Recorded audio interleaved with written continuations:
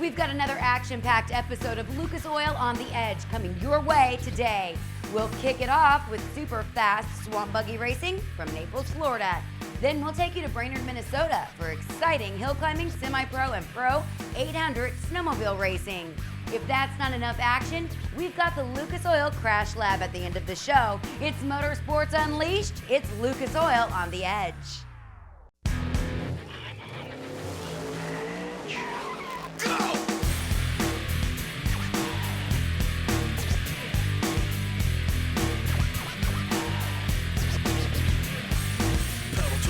Got it tacked up, and if you get too close, you're getting cracked up. Stone cold when I roll, coming out of the hole. Get back, cause I'm out of control. I'm on the edge. You're taking a look at a purpose-built machine. It's called a swamp buggy, and that's what we're gonna do here today. It is a Lucas Oil Swamp Buggy Race presented by Herculiner. We're in Naples, Florida. Plenty of good eating down here, a lot of great racing, and the fans are having a blast. Well, guys, here we are inside the Mile of Mud, actually a 7/8 mile oval with a nice 1/8 mile diagonal cut right through the middle. 12 to 18 inches of water, but when you get to those sippy holes, it can be 4 to 5 feet. The sippy holes, of course, named after old Mississippi Morris, a legendary swamp buggy racer who always struggled to get through that part of the race course. One sippy hole over the starting line, and of course, the big one right through the middle of the diagonal. Well, of course, years ago, I mean, they really did struggle getting through those sippy holes, but as you can see now, as you take a look at these machines, I mean, just the front wheels and tires alone are so thin, they're all designed to cut through the water. Terry Walsh gets fired up here, and he is in the bounty hunter. Troy Ortega alongside the Terminator. They got the skis can right there inside those front wheels, and these are the ones, the pro mods, that make tons of power, and they just fly over the city hills. And you can see, I mean, that thing is turning on a dime. Big, wide skis, they'll only come into play when they go through that sippy hole. As that thing sinks just a little bit, it'll catch up skis and then keep it afloat.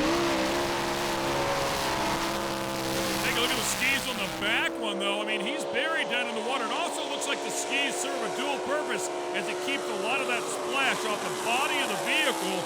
That one, no doubt, based after a stealth fighter. Looks sweet. And that baby is fast, too. And again, the setups must be a little bit different, as you mentioned. The skis not quite as in the water right now. And again, when they go to the city hole right there, as the checker comes out for Ortega, that's when those skis really come into play. For the most part, pretty much in the pro mod category. Chesser and Greenland, here we go. Oh, that is a great camera shot. Looking back at the rear wheels in the area of the power plant with the headers coming out. That is the roll-on machine. And of course, the Chester name in this business is just synonymous down in these parts. Eddie, Amy, I mean, the whole family of them have been doing it forever and ever. And it says like Dan is going to slow it up here just a little bit as Chester's still sitting there. Just started to launch, but I mean, the thing pretty much broke at almost the hit of the throttle. So he's sitting there, and Dan's going to check up a little bit to be safe. Take a look at the wheelbase, the width of the front end of that roll-on machine of Greeling, as unfortunately dead in the water is Cheshire. And again, I mentioned earlier, that is very unusual for this team who have been at Naples as long as Naples has been here running these things. Real wide stance on that particular swamp buggy as well. And no doubt they want as much width as they possibly can get. You carry a lot of speed to these turns. The last thing you want to do is flip one over. Yeah, pretty easy to high side them. In the old days, that used to be very common, but not so much anymore. Let it roll right on across the stripe there that time as they went around the backside of Chester's vehicle. Let's continue on here. Tyler Johns and Amy Chester this time. Yep, another one of the family patriarchs, if you will, the Chesters. They leave the starting line, and there's that little 8-mile nook that Rob started talking about early on. Now you can see that Amy's machine is off-sided quite a good bit there to the right. You can see the body itself. Yeah, she doesn't want to get so far behind. She gets caught up in that roost, and she just did, and you see why. She did not want to get in that because she had to check up to see where she was going and cost her so much time, pretty much the race here, provided Tyler's on the break. Yeah, once you get yourself in this position, it's really, really hard unless that driver in front of you makes a massive mistake for you to catch up. I mean, it's about the only way it can happen is if there's a problem like there might possibly be, or I should say, for for Tyler Johns. That's what it would take right now for him to win this race. It sounded like Tyler had that thing right up on the chip, too, so pretty much as much speed as he could possibly get out of that thing. And these are the biggest cubic inch motors you'll find out here this weekend. 500 up to 800 cubic inches, Ken. Tony Scott and Troy Ortega in the Terminator 3. Terminator, again, one of the dominators here at the track. And as you mentioned, that stealthy look. Actually lifted the front end. I love it. Carrying that left front tire like a sprint car coming out of turn number 2, man. Wow. I mean, that takes a lot of horsepower to do that, particularly when you're running against the grain of the water here. It's unreal. Well, and just like everything else, I mean, look at that thing get up there on top of the water right there. Obviously, the bottom pretty uneven as he hits some pretty good-sized bumps down in there. But more importantly, it looks like they're also working in some chassis flex and a lot of suspension in these things to get them to handle well. Yeah, I can reflect back on the good old days when this stuff first got started here in Naples, when these machines were not nearly as refined as they are today, if you will. Technology from all kinds of racing, monster trucks, drag cars, a whole bunch of different types of things have been built into these things. And Ortega in the Terminator makes it look easy here once again. Tyler Johns now against Dan Creeling. Dan had that great run earlier when Chester's swamp buggy broke, and it looks like Dan's going to squeeze on him right off the bat. This is about the only place you can make a great move is right here off the starting line. One thing you don't see a lot of here, oh baby, because we are in the water, is the requirement of a fire suit. Not a necessity here. Well, and you can see, I mean, where he started, where Greeling started was perfect because you can run a straight line into that first crossover, and then once you have that line, you're on the inside of the first turn. He kicks all that roost out to his competitor. End of story. And if you're anywhere near that roost there, you're going to see that water coming off the front tires. Imagine what it's doing coming off the back as well. You're sitting there in that vehicle right behind them. You got to stay as far away from there as you can for more reasons than one. I mean, one, as a driver, it'll just hurt you, period.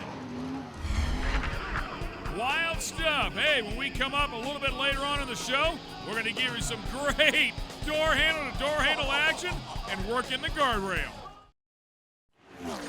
On the Edge is brought to you by Lucas Oil Products, made in America, sold to the world. General Tire, unleash the fury. And by Herculiner Truck Bed Liners, when the tough come easy.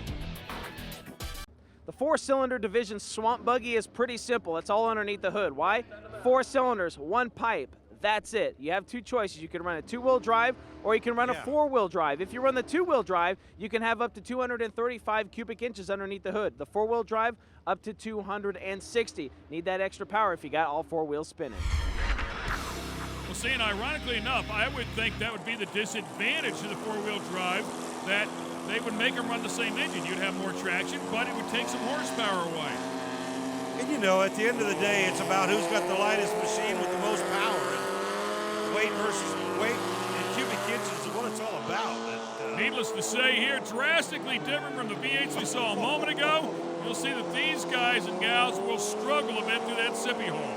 And again, they'll not make it around a bit. About 2/3 as fast as what we just saw with the Pro Mods. Now, again, right here with the 4-cylinder category, you can literally look at the skis here, Ken, and see they're not just barely touching the back edge of the water. Now, the sippy hole this time, near the start-finish line, you'll really see it come into play here. Looking over the shoulder. And you'll see they are very respectful of each other's lanes, and there's one that's sitting deep in the sippy hole. That's the one and only Jesse James Wood, and he is stuck in the sippy, as you said. William Gordon, though, the cold duck machine, the absolute machine, make it look easy here. Nicole Johnson is trying to play catch-up. As you see William take a look back there at the lady driver in the machine they like to call grits. Yeah, very important here, too, that he runs a nice, smooth line, as little steering input as possible inside of that vehicle, because it'll suck the power out of that 4-cylinder. Yeah, if you get that thing down, that front end down, and it takes a pretty good bit of power to draw itself back up. Exactly what it looks like happened. We're going to have to get an oar out here pretty quick.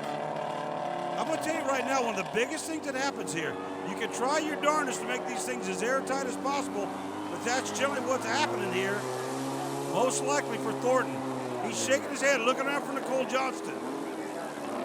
He knows he's a sitting duck right now. Look at the Literally. tires. The thing's completely floating right there. And where is Nicole? Well, he's going to get the wins. It looked like Nicole pulled off the course back behind him. Now he is paddling. Look at that, and the crowd goes crazy. For Cold Duck, baby. Wow, that was wild. All right, let's go to the two-wheel drive final here. This against your Pro Mod category. Oh, one of them bogged substantially. Yeah, revved that thing up and dumped the clutch and got a lot of traction. It pulled it down. It might cost him here. Oh, this is a good race. Reeling on the outside is going to get the line, and look at him chop that thing off. Ortega and Greenling, this is a great matchup. Two of the best in the business here. Woo, side by side down the main straightaway. Ortega coming back on the inside. Does Greenling know he's there? Look at Greenling chop off that turn. Best race so far of the event, I promise you that. They're still side by side. And Ortega taking a little bit of advantage here. Ortega has come from well back behind Greenling. Greenling hanging it out right there. That's going to cost him. Oh! How in the world he kept control of that? Look at the camber in that left front. He hammered the bank over there. The whole weight of that thing, leaning on it, towed it in. What a great win for Troy. Great job. Pro Modified two-wheel drive, Troy Ortega, man, another good run for you. Congratulations on the win. Thank you very much. How was the track out there today, man? A lot of people saying the water's a little chilly. I see you got full water clothes on, man. Yeah, it's pretty chilly, so just trying to stay as dry as we can so we don't freeze. And other than that, yeah, the track's seeming pretty good. You guys have to make any changes to this bad boy throughout the day? Yes, you're always tweaking with them and trying to, either get the edge or, always making changes, but just trying to keep them cool, keep them waterproof, and make sure all your fluids are the right levels. Well, you can see not too waterproof as he's nice and wet. Troy Ortega takes Pro Mod two-wheel drive.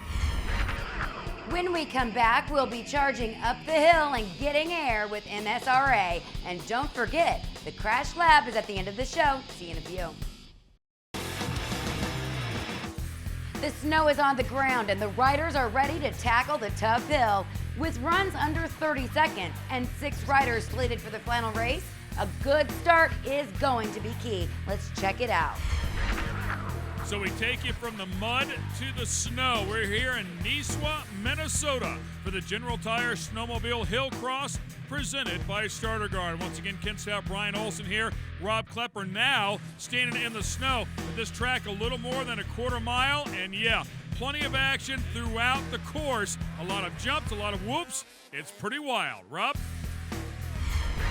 This is certainly an awesome hill cross track. We'll take a look at it. Just under 1,600 feet from the start line all the way to the finish line. Now it's about 150 feet wide and about 150 feet of vert. That's right, vert, boys. We got a single to start. We got a set of doubles. Right here is where the doubles. Then we go into the triples, and we got one they call the flyway, 10 feet high, and they will launch 150 feet plus in the air. Big time air here today at Ski Gull. Well, you can't be scared if you want to do this one. No, I guarantee you, man, this is good stuff. And when you talk about vert, he's talking about from the start line to the finish line, elevation in height overall, Ken. And hold on, it's going to be a good battle. Karstensen making a run at it right now. And Rob said 150 feet in elevation, but you got to think for just a minute as Karstensen takes an easy win here in the LCQ race. Look at how much time they spend in the air and totally off the snow, Ken. And you know, it's that 1-2 jump that really gets a lot of these guys in trouble. You hit the first one. If you don't stick that second one perfectly, it'll launch you up over the handlebars. And the key to the whole thing is that your sled lands straight and square. All right, another LCQ or last chance qualifier here in the semi-pro 800 category. The black and white machine there is second off the line, number 137. That is the Holmes machine. Matt Holmes making a good run right here. The 27 over there in lane 1 got off to a good start, but Matt closing the gap now as he lands a little crooked like you talked about before, something you do not want to do. He'll still take the checkered flag first, but watch. Right off the bat, thing comes down a little bit sideways. Now one more jump. This right here, it'll come off again and move to his right. kind of going the other rider's lane, but no competition there as he will take the checkered flag. Not really make it look easy. He had to work for that one for sure. Matt Holmes, your winner here. And one final LCQ here. They're all spread out nicely. Left to right, Ross Bowerly, Colton Sturm in the middle. That's Kurt Reppy to the far right. Reppy and Bowerly making a race out of it here, Ken. Sticking that last lane, and look at him, look over there. Man, it looks like, oh, I don't know, man. That was really close. Reppy right at the very end really closed the gap. Later on in the show, plenty of action to come, including the submarine. Back in the snow, semi-pro 800 final, 1,600-foot course, and plenty of action from the starting line to the finish line. Wheel stands as they try to rotate some weight on the back of that belt. And that's a key, man. You got to get off that starting line, but you got to be straight coming off those jumps. And you've got to do just that. You've got to hang it out. Otherwise, these guys will kick your butt.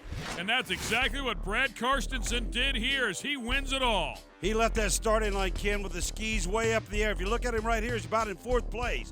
But that machine obviously has a lot of power. Goes over the top half or the second half of the track as he has a little bit of a blurb right there and almost goes over the front of that machine. Has plenty of power to run the back half. And at the end of the day, that's what it is. Big steam, Karstensen, your winner here. Congratulations to him. Let's go to our Pro 800 final. These would be just a little bit quicker, and these are the guys and the gals who consider themselves totally professional here in the category. Great race, Ken. Wow. Just huge air right there. And Ross Bowerly looking around saying, is anybody close? Are you kidding me? I mean, he really laid him out here. A great start right off the bat and never really bobbled to right at the very end. And by then he was close enough to the line to hang on. Had some competition early on, or what I would call the front half of the racetrack. But from that point right there, Ken, it's all Bowerly. And he'll take it to the top. In fact, right about now, he'll turn his head around, take a look. Yeah, he say, hey, I landed a won little that, weird, baby. but he saved it. Okay, time now for the Sports 600. Danny Medine, one of the ladies inside of this category, very talented rider. Second from your camera, second going up there.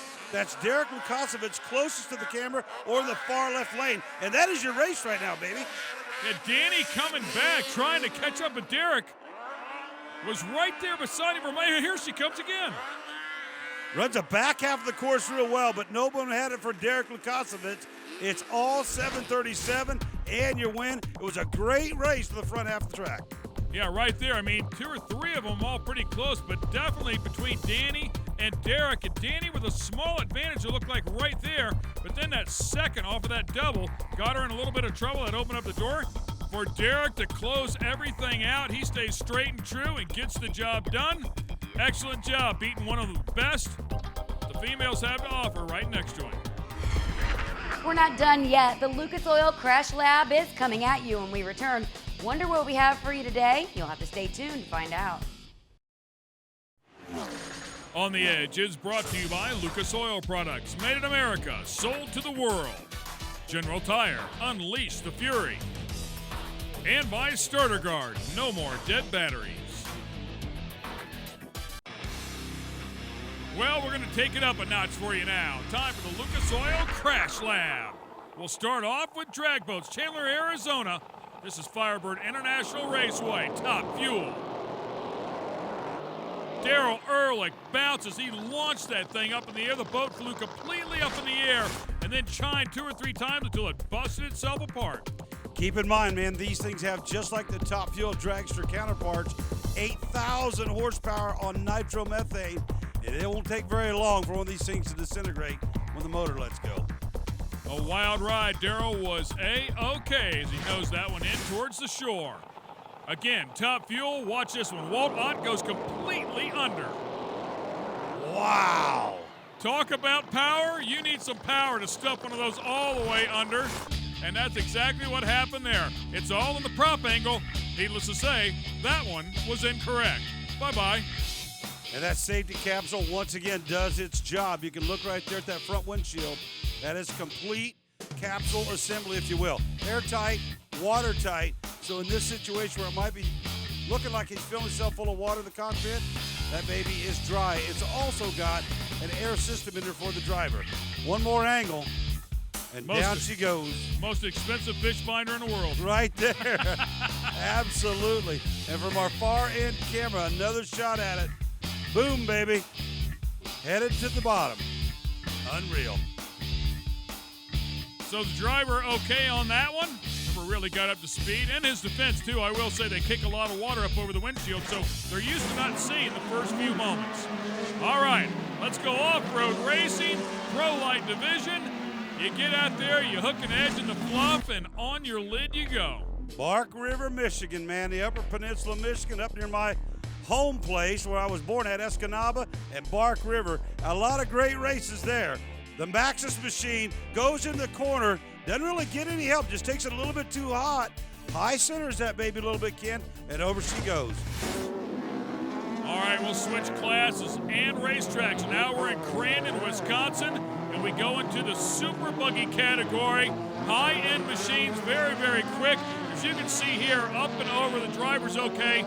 Very safe vehicles. And this is the one part of the racetrack that if you do have to go over, you really don't want to go here because it's a pretty good sized ravine. And unfortunately, this baby did it on four wheels instead of upside down.